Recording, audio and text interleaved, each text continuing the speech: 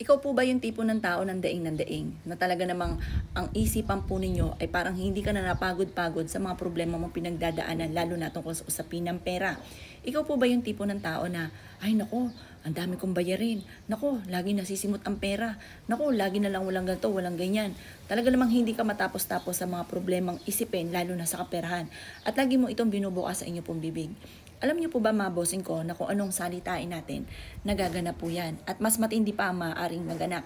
Kung ano po yung tinatanim natin sa ating isipan at puso mga bossing ko, nagaganap po yan. At nadodoble or triple pa mga bossing ko ang kamalasan kapag po yan ang inyo pong tinatanim sa isipan po ninyo. Mas mainam mga bossing ko sa darating na 2025 ay bago-baguhin po natin. Kung ikaw po alam mo na ikaw ay may babayaran ngayong katapusan, lagi niyo sasabihin, naku maraming pera ang darating sa akin.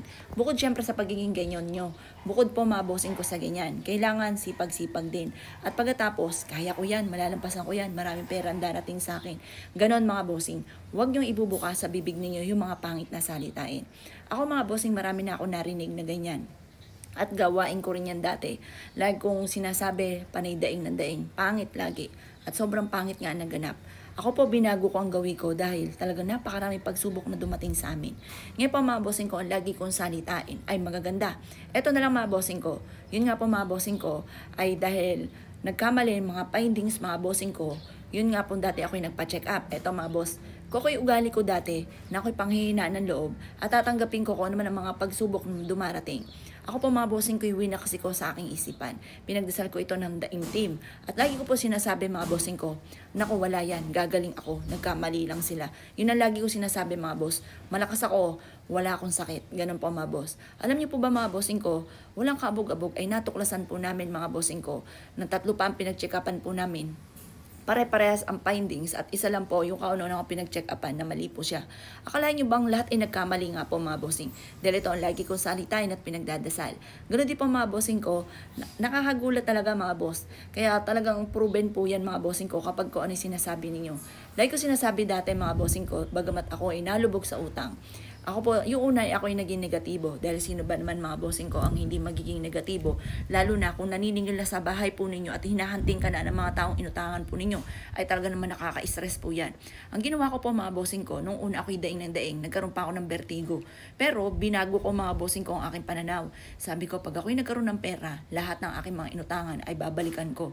Walang kaabog-abog mga bossing ko. Ako po yung nagkaroon ng swerte mga bossing ko at hindi ko inaasahang hahanapin ko lahat ng aking mga pinagkautangan at binayaran ko po ito isa-isa.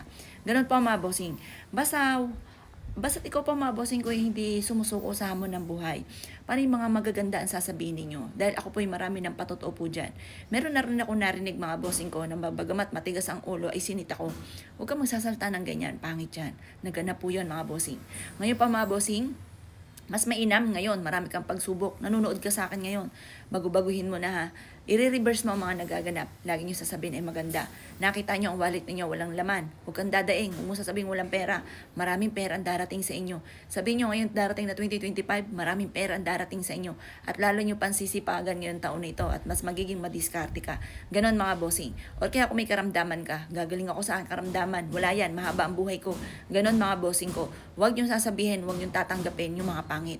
Laging kukontrahin nyo ang mga pangit. At yung mga magaganda, syempre, yun ang tatanggapin nyo. Yun ang lagi nyo sasabihin.